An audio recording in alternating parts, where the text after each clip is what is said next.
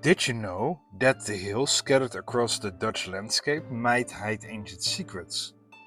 Have you ever wondered why tiny mystical beings like kabouters or leprechauns are linked to these hills? What do metalworks, legends, and folklore have in common?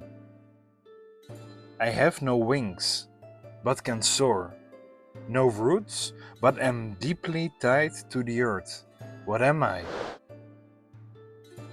The burial mounds and mysterious hills of the Netherlands, such as the Kabouterberg, Gnome Hills, Vorstengrafheuvel, Royal Burial Mounds, and Zevenbergen, Seven Hills, are more than ancient tombs. They are sites of legend tied to creatures like the Alvermannekes, who symbolize a mystical connection between the natural and supernatural world. These stories often align with the archaeological findings, showing us how folklore and history intertwine. As such, Alvermannetjes or Alvermannekes fall in the big family of gnome and kabouter-like creatures. In Scandinavian traditions, in the Norwegian and the Danish, the Nisse, and in the Swedish, the Tomte, is a household spirit associated with farms and rural life. These beings are often depicted as small bearded men with red caps, reminiscent of gnomes. They serve as protectors of the homestead, ensuring prosperity if treated well, but capable of mischief or vengeance if neglected. Offerings of food, particularly porridge, are crucial to maintaining their favor. A nickname for Scandinavian Alvermannetjes, or Nisse, is Niels or Niels, the Scandinavian name for Nicholas or Nicolaas. Niels Holgersson is the main character of the children's book written by writer Selma Lagerlöf and the in 1980 adapted TV series The Wonderful Adventures of Niels Holgersson. Over time, the Nisse has been absorbed into Christmas traditions, blending with Santa Claus myths.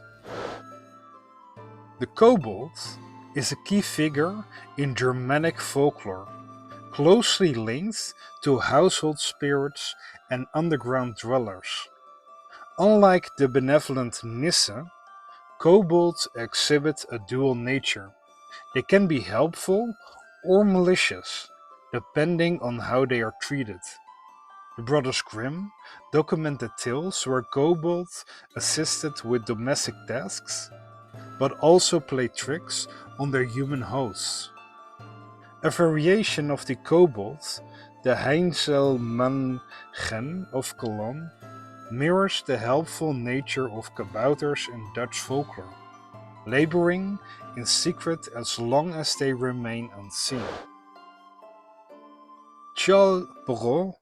fairy tales do not directly describe gnomes, but his character Requet à la Hoopoe shares similarities with traditional gnome-like creatures. Requet is an enchanted, small and unattractive man with supernatural wisdom, aligning him with the European tradition of diminutive magical beings. His ability to bestow intelligence upon others evokes the advisory role often attributed to gnome-like spirits. Meanwhile, friends Lutin are closer to the kobolds or Nisse, acting as household tricksters or helpers depending on their treatment. The Dutch kabouter is one of the most well-documented gnome-like being in folklore, often described as a small bearded man with a red cap, closely resembling the Scandinavian Nisse. Unlike the Nisse, kabouters are deeply tied to both homes and forests, blending domestic and wild elements. They are known for helping humans with household chores and farm work, much like the Heinzelmännchen. However, they demand respect and small offerings, such as milk or bread in return. If slighted, they may retaliate with mischievous pranks or outright hostility. Dutch folklore distinguishes kabouters from gnomes, considering the latter to be elemental earth spirits rather than household helpers. This distinction, influenced by Renaissance alchemy, as seen in Paracelsus' work, separates the practical interactive kabouter from the more mysterious and redrawn gnome. Some of the regional variations of Dutch folklore introduce additional gnome-like beings, such as Sommeltjes from the Waddeneiland Texel, who turn to stone in sunlight and can shapeshift. Kaolmenke, mine spirits, akin to German mine kobolds, who both protect and punish miners. Behavioral traits.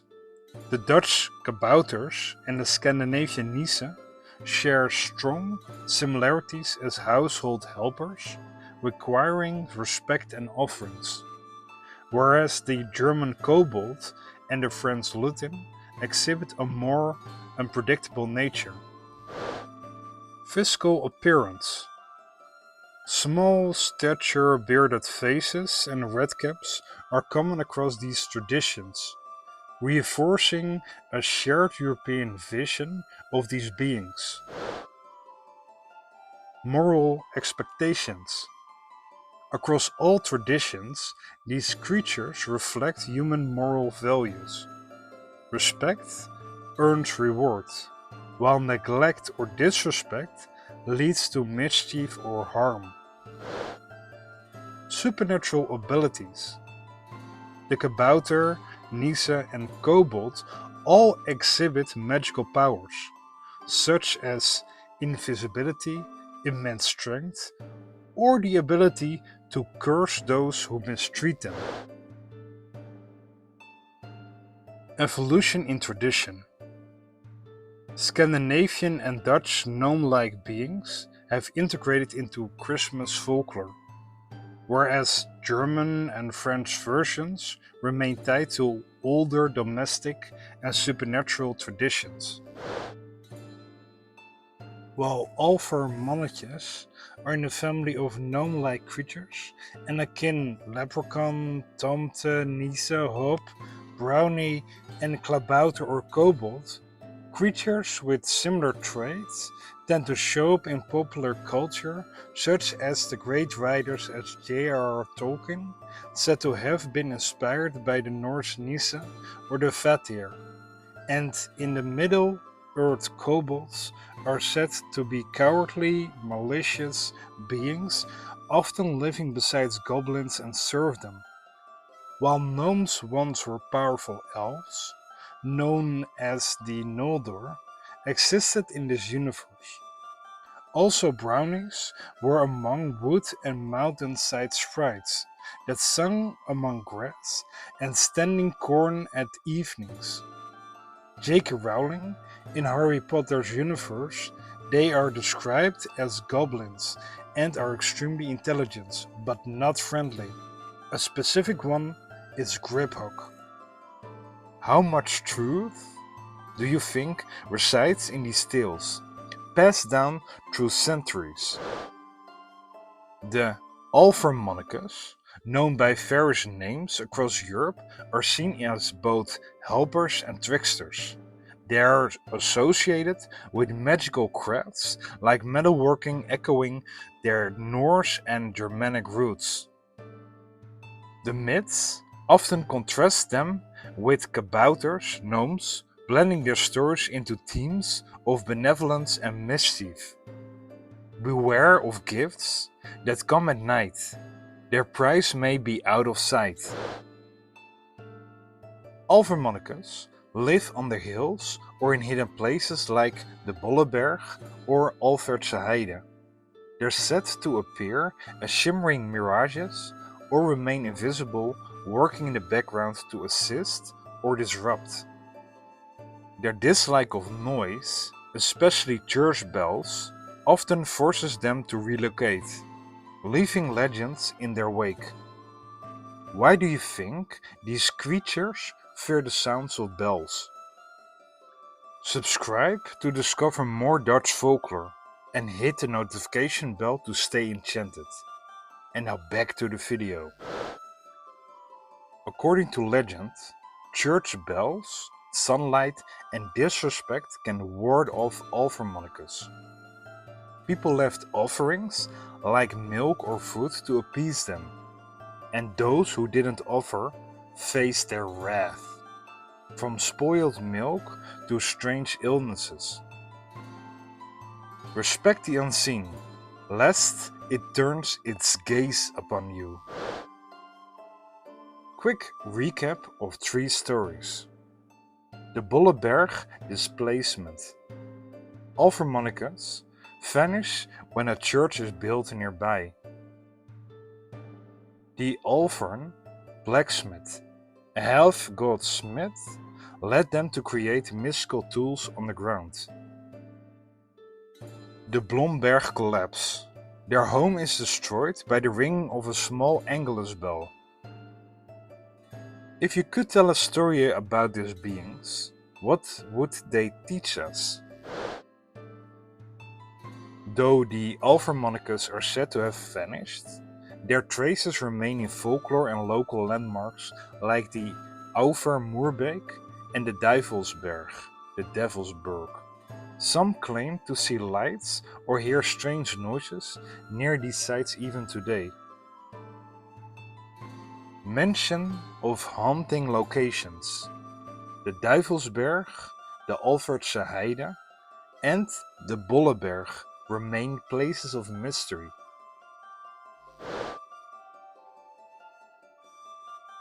While gnome-like creatures appear in various forms across European folklore, each culture shapes them according to the regional customs and beliefs.